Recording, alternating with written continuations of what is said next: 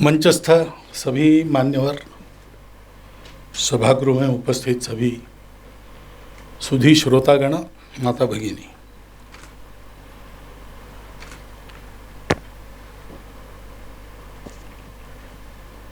दत्तोपंत जी के विचारों पर उन्होंने यहाँ राज्यसभा में जो विचार व्यक्त किए अनेक माध्यमों से, उसकी ये पुस्तक, उसके बारे में बोल तो सकते हैं, लेकिन मुझे लगता है कि आप लोगों ने उसको पढ़ना ही चाहिए, क्योंकि वो इतनी सुंदर, उत्तम बनी है कि उसका वर्णन पूरा नहीं हो सकता है। आप में से अनेक लोग दत्तोपंत जी को जानते थे, तो दत्तोपंत जी आपको मालूम है, उनके बारे में आपके मन में जो कुछ है उस प्रकाश में इसको देखिए, तो मैं क्या कह रहा हूं आपको समझ में आएगा। ये इतना उत्तम काम हुआ है। अनिल दवे अगर जीवित रहते तो पुस्तक जैसा बनाते वैसा बना है, क्योंकि अभी कहा गया वो उसी परंपरा के अनिल जी थे, तो दत्तोपंत जी के मन को स्पर्श करके वो सोच सकते थे। अनिर्वाण जी ने और कलिंगन जी ने उसी प्रकार का और सफल प्रयास किया है। उसी परंपरा के लोगों को ये करना आसान है, उस परंपरा में तुलनात्मक दृष्टि से नए ऐसे लोगों को बहुत कठिन है, लेकिन वो कठिन काम उन्होंने परिश्रम पूर्वक साध्य किया है। मैं उन दोनों का और उसको प्रकाशित करने वाले प्रभात प्रकाशन के सभी लोगों का मनःपूर्वक अभिनंदन करता हूँ। अनिर्बाण जी ने पुस्तक के बारे में बहुत कुछ बातें बताई है।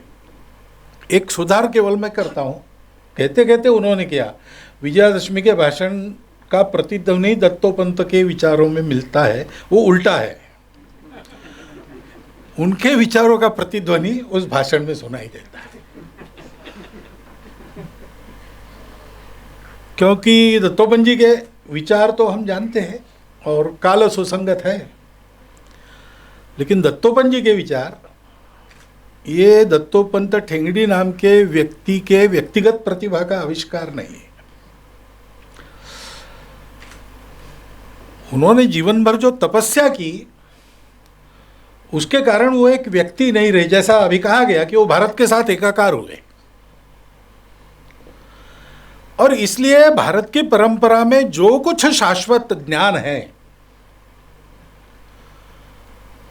उसके साथ भी उन्होंने तन्मयता प्राप्त की,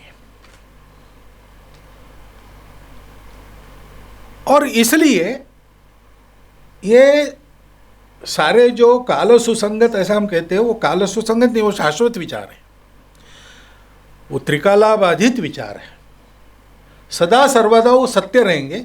उसके आधार पर आज के जो प्रश्न है, आज की समस्या है, उनको निर्देशित करने का काम ये उस समय के व्यक्ति को करना पड़ता है, लेकिन जिसको करना पड़ता है उसकी तन्मयता अगर उस प्रवाह के साथ है तो वो सहज, पूर्ण और सुंदर होता है। दत्तोपंत जी की जीवन की साधना ये रही है। ऐसा कहा जाता है ना, जीनियस इज 10% इंस्पिरेशन, 90% परस्पिरेशन। तो आज हमको दत्तोपंत जी के जीनियस का तो अनुभव होता है, ऐसे अनेक माध्यमों से होता है, प्रकाशन अनेक हुए उनके विचारों के बारे में, और कुछ भी हाथ में लेंगे आप तो उस चिंतन की गहराई और व्यापकता में आप खो जाएंगे, और विचारों की अभिव्यक्ति जिस अचूक ढंग से और सुंदर ढंग से होती है, नहीं तो वैचारिक पढ़ना यानी एक निरस्ता ऐसा लगता है कभी कभी, लेकिन दत्तोपंत जी के विचार उनकी भाषा में पढ़ते समय ऐसा कभी नहीं लगता, क्योंकि ये तन्मयता प्राप्त करने के लिए उनका जो परिश्रम रहा है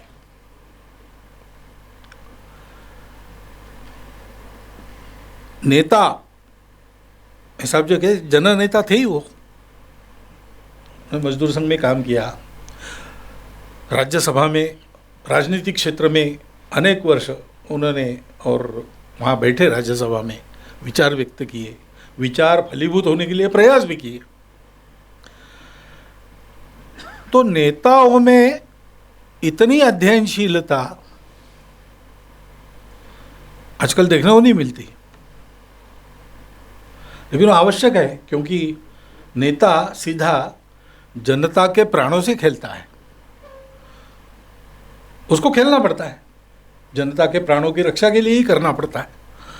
लेकिन अगर ये करना है तो कितना गहन चिंतन चाहिए। फैशनेबल विचारों में बहने वाले वो नहीं थे। एक एक फैशन चलती है, जैसे बहुत जोर से, और जो विचार आज हमको ये गत महत्व के लग रहे, आज उनका कोई संदर्भ नहीं रहा ऐसा लगता है, लेकिन पिछले 40 साल उसका बहुत जोर से बोलबाला रहा। ऐसा लगा कि अब इन्हीं विचारों का राज्य सारी दुनिया में चलेगा, इन्हीं के अनुसार सब जीवन बनेगा।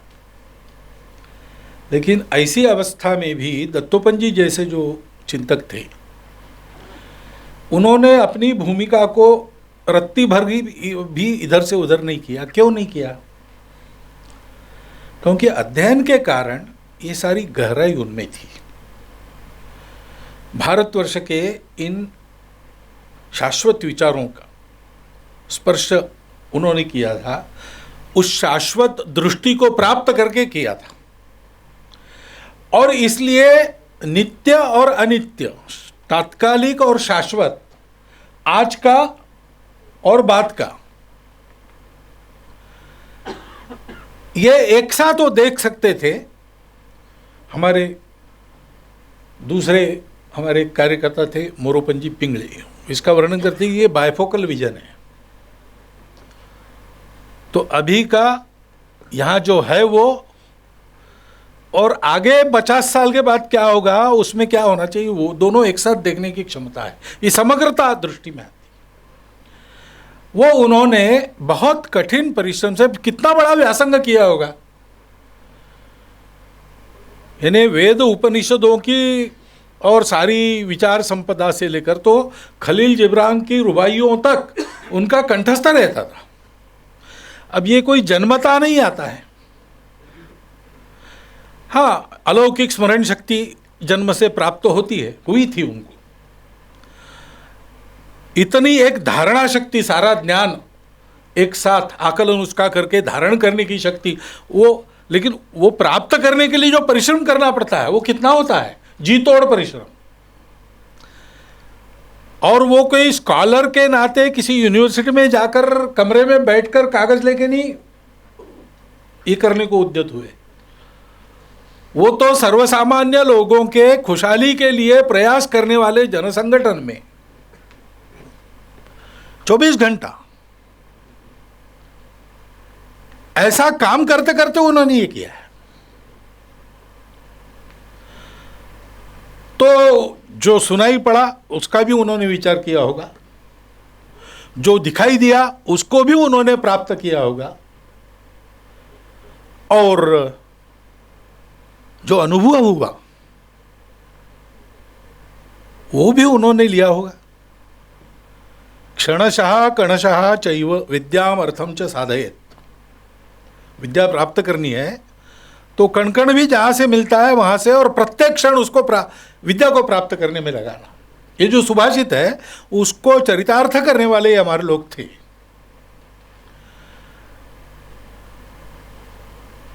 तो देश का नेतृत्व करना है, देश में कुछ परिवर्तन लाना है, समाज को सन्मार्गगामी बनाना है, ऐसा विचार तो सब करते हैं, लेकिन उसके लिए ये आवश्यक अनिवार्य परिश्रम है। नहीं तो करने जाएंगे कुछ और होगा कुछ। केवल उद्देश्य ठीक होने से काम नहीं चलता। ये सब प्राप्त करना पड़ता है, और वो उन्होंने किया। पुस्तक में भी आप अगर पढ़ेंगे कितने विषय राज्यसभा में उन्होंने डील किए हुए थे, तो वो वहाँ चुने गए थे भारतवर्ष के मजदूरों के प्रतिनिधि के नाते, लेकिन केवल वहाँ तक मर्यादित वो नहीं रहे, और हर जगह उनका इंटरवेंशन बहुत सार्थक ऐसा है। और इसलिए विचार पटलों के सारे रंग उनके लिए अनुकूल हो जाते थे, सब प्रकार के, उनका एक मान था सर्वत्र। ये परिश्रम आज हमको चाहिए, वो जरा यानी अभाव से ही आजकल दिखता है। पुस्तक में दत्तोपंत जी का विषयों के बारे में चिंतन क्या होता, ये तो हम पढ़ेंगे। दत्तोपंत जी के व्यक्तित्व, कर्तृत्व, नेतृत्व और प्रतिभा, इनका तो दर्शन हम करेंगे, लेकिन वो तो हर एक का अपना अपना होता है, हर एक का अपना अपना, जितना परिश्रम और जितनी शक्ति है उतना वो होता है। परंतु जिनका अनुकरण होना ही चाहिए, ये बाकी कम ज़्यादा रहा तो भी बिना उसके चल नहीं सकता। ऐसी एक बात यह है कि उन्होंने ये सारा किया, क्यों किया? तो उनके सामने दूसरा कुछ नहीं था, उनका जीवन ये इस देश, धर्म, संस्कृति, समाज के लिए ही था।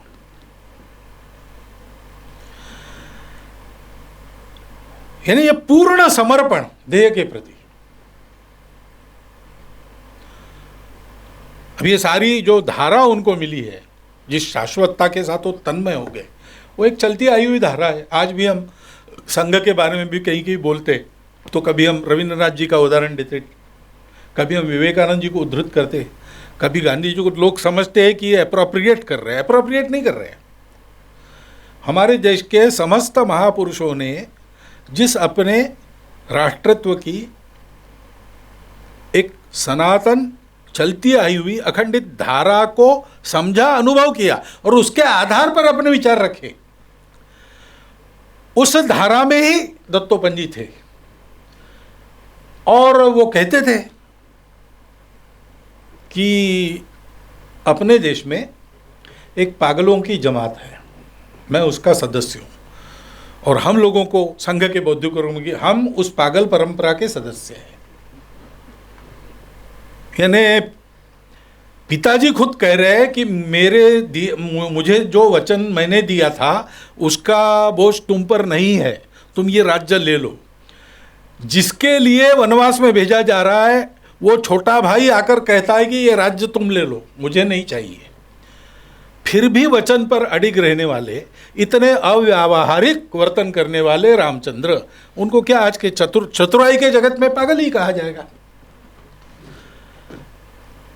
अच्छे खासे द्वारकाधीश बने थे, वहां से आकर ये धर्म अधर्म के पचड़े में पड़कर इतना बड़ा संहार रचना और अंत में अपने कुल को भी मिटा देना, ये करने वाले कृष्ण तो आज के व्यावहारिक जगत में 5 साल 10 साल अवसर मिल गया तो पूरा जीवन 7 पीढ़ियों तक का बनाने वाले लोग, चतुर लोग जिसमें रहते हैं, वहाँ इन लोगों को पागल ही, वो कहते थे हमारी पागलों की परंपरा है। ये पागलपन बचपन से उनके दिमाग पर सवार था और इसलिए उन्होंने दूसरे किसी बात का विचार ही नहीं किया, देने का ही विचार किया, समाज के लिए देना है। और सौभाग्य से ऐसे प्रतिभाशाली व्यक्तित्व के देने को ये समाज मिला जिस पर समाज की परंपरा केवल अपना नहीं सोचती, विश्व का सोचती है, और जिसके सोचने का आधार आत्मीयता है। उस आत्मीयता का तो साक्षात उनका जीवन है।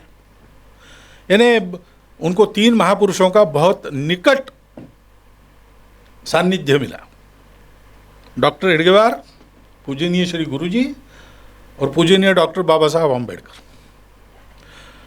उनका मन मस्तिष्क इन तीनों से बहुत प्रभावित था, क्योंकि इनको उन्होंने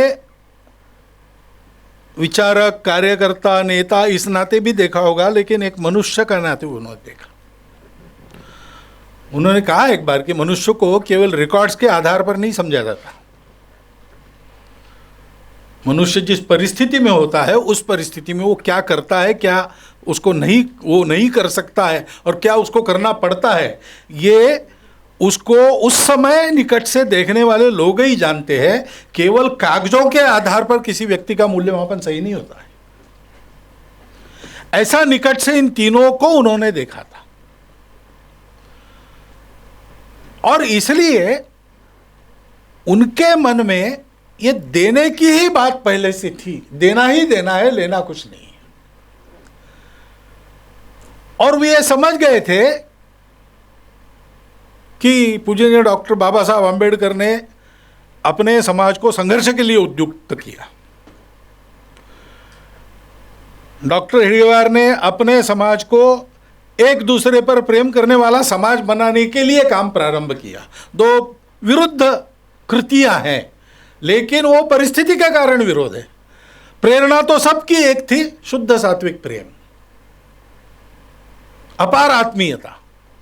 गुरुजी ने एक बार पूछा भी, वो जब राज्यसभा में नियुक्त हुए, गुरुजी को मिलने के लिए गए तो गुरुजी ने उनको पूछा कि कितने मजदूर होंगे जिनका आप प्रतिनिधित्व कर रहे हैं। तो उनका मेरे कॉन्स्टिट्यूएंसी को गिनते तो 30,000 की संख्या आती है। तो गुरुजी ने कहा कि इन 30,000 आपके मतदाताओं के या जिनका प्रतिनिधित्व कर रहे हैं, उनके बारे में आपके मन में उनकी माता का उनके बारे में जैसा भाव होगा वैसा भाव है कि नहीं? अगर ये नहीं है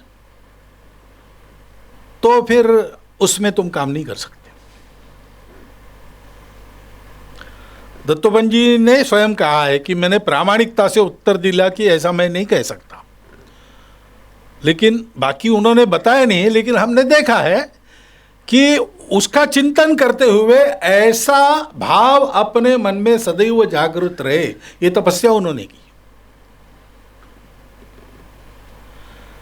और इसलिए जनता के सुख दुखों से एकरूप होकर उसके लिए सारा करना। अब ऐसा जो सामाजिक राजनीतिक सब क्षेत्रों में और समाज को ले जाने वाले लोग रहते हैं, उनमें ये आत्मीयता है क्या? कोई प्रतिक्रिया नहीं थी, कोई विरोध नहीं था, स्वार्थ वगैरह तो बातें बिल्कुल ही नहीं थी, उसके बारे में कोई बोलना ही नहीं चाहिए। परंतु इस आत्मीयता से अपने समाज के लिए उस समाज का नेतृत्व करने वाले नेता, इसकी भी बहुत आवश्यकता है। संक्रमण काल है, उत्थान काल है देश का, और सारे विश्व को हमारे द्वारा पथ प्रदर्शन होने की आवश्यकता ध्यान में आ रही है। हम वैसे ऊंचे उठे तो ले जाने वालों के मन में ये आत्मीयता चाहिए। कितना परिश्रम उसके चलते, यानी जो नियत दिन के कार्यक्रम थे 10 साढ़े 10 बजे समाप्त होने के बाद फिर उनका संपर्क शुरू होता था। और छोटा सा एक टिन लगाकर झोपड़ी है, वहाँ एक कार्यकर्ता रहता है, उसके घर भी रात को जाएंगे, 11:30 12 बजे भी जाएंगे, हालचाल पूछेंगे, आधा कप चाय मिली तो पिएंगे, चलेंगे। मैं 4-5 बार उनके साथ इस उनके प्रवास में गया हूँ। दिन भर व्यस्त कार्यक्रम रहा है, वास्तव में विश्राम की आवश्यकता है, लेकिन स्कूटर लेके उनके साथ जा रहा हूँ। 1:30-2 बजे वापस आएंगे, 4 बजे फिर से वो तैयार है।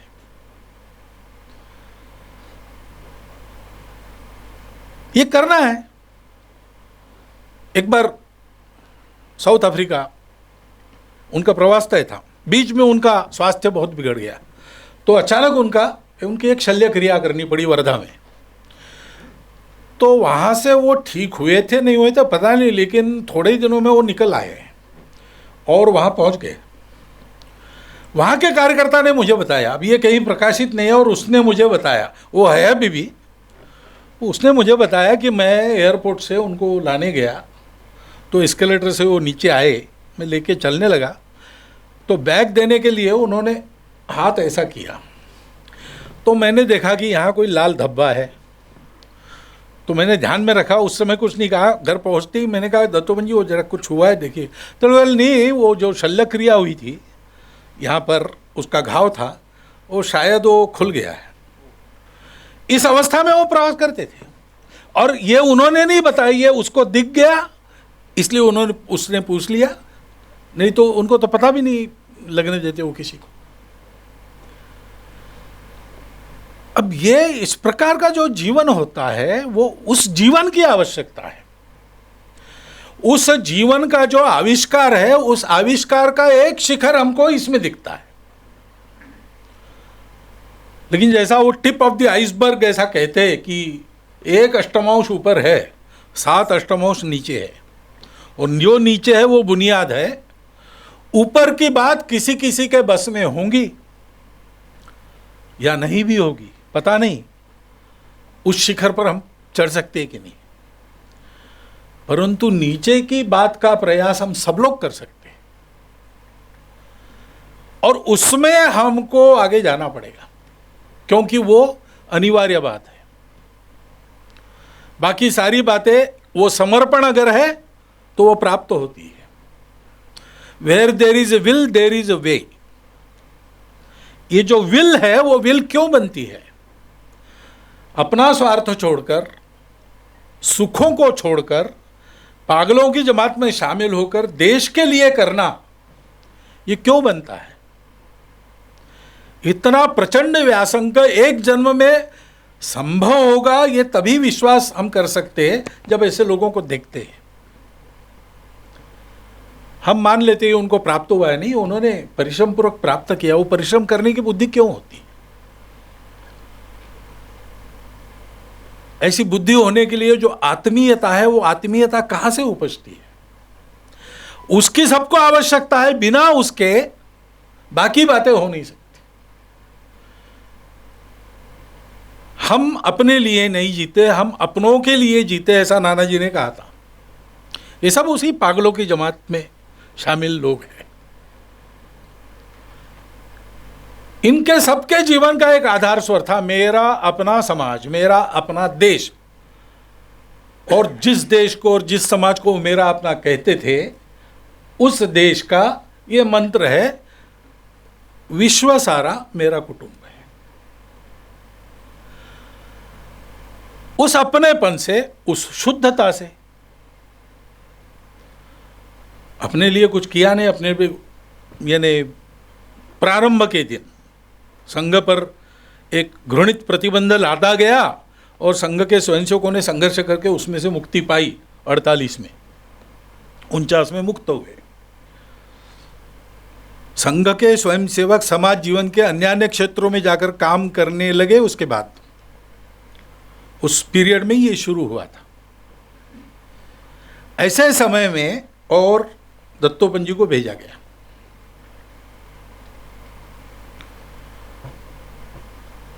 तो अब संघ का अंतरंग विश्व आप देखेंगे तो वहां ये नाम वगैरह कुछ नहीं है। संघ के कुछ टीकाकार कहते हैं कि संघ बिन चेहरे के आदमी उत्पन्न करता है। बात सही है, यहाँ अपना चेहरा नहीं। आजकल संघ बड़ा हुआ है तो संघ के प्रमुख चेहरे मालूम है लोगों को, लेकिन इमरजेंसी लगी तब तो मालूम ही नहीं था, पुलिस को भी मालूम नहीं था। पकड़ने के लिए एक हमारे संघ चालक 5-7 वर्ष पहले ही निवर्तमान हो गए थे, स्वर्ग पहुंच गए थे, उनके घर पहुंच गए वारंट लेकर। पत्नी ने कहा कि वो जहाँ है वहाँ आप जा नहीं सकते। इंस्पेक्टर ने कहा ऐसे कैसे नहीं जा सकते, कहीं भी होगा पता बताओ, निकाल के लाऊंगा। फिर पता बताया पत्नी ने, चुप हो गए।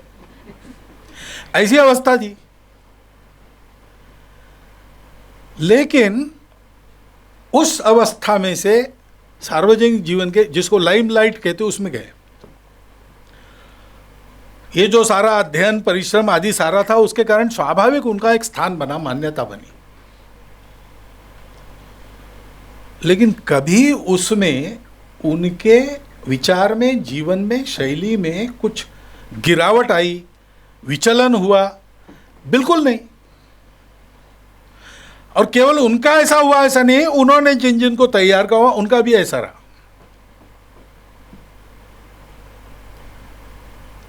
अब ये यानी उन दिनों में पूजनीय गुरुजी के बौद्धिक वर्गों में जब संघ के स्वयंसेवक ऐसे जा रहे थे या भेजे जा रहे थे, कचत देवयानी की कथा आती है कि वहाँ भेजा गया कच्छ को, और उन राक्षसों की संगति में रहकर देवयानी की प्रेम को पाकर भी वो वहाँ बोला, वो वापस आ गया, शाप लिया देवयानी से, लेकिन अपनी विद्या का उपयोग जिसके लिए ऐसा अडिग रहना चाहिए।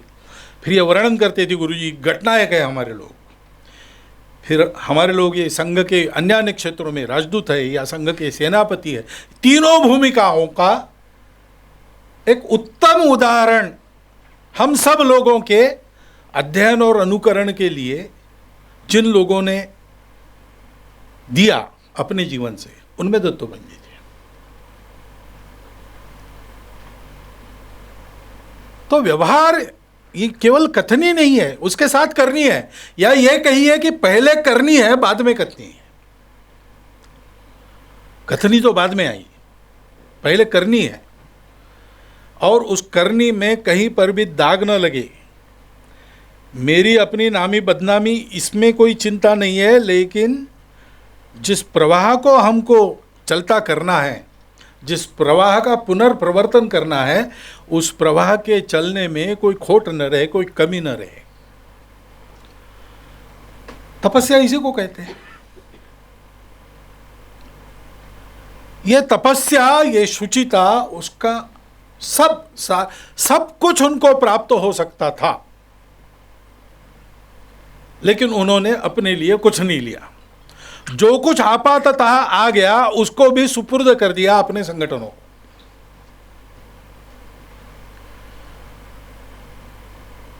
और एक जो मुख्य बात हमको विचार के नाते जो सोचनी है कि पिछले 100-200 साल में बहुत ऊपर ऊपर विचार करके निर्णय निष्कर्ष निकालने की एक फैशन हो गई। समग्र और एकात्म विचार, यानी पूरा आगा पीछा देखकर आज के परिणाम 50 साल के बाद क्या है, इसका परिणाम कहते थे दत्तोपंत जी की, नेता इलेक्शन टू इलेक्शन सोचते हैं, सामाजिक नेतृत्व अगले पीढ़ी का विचार करता है, 2 पीढ़ियों का विचार करता है। ऐसा सोचना सबके लिए आवश्यक है। यानी एक दत्तोपंत हो गए, अपना इतना विशाल देश है, दुनिया इतनी विशाल है, उसमें इतने बड़े बड़े काम होने हैं, करने वाले दूसरे नहीं है, तो हमारे यहाँ कितने दत्तोपंत खड़े होने पड़ेंगे।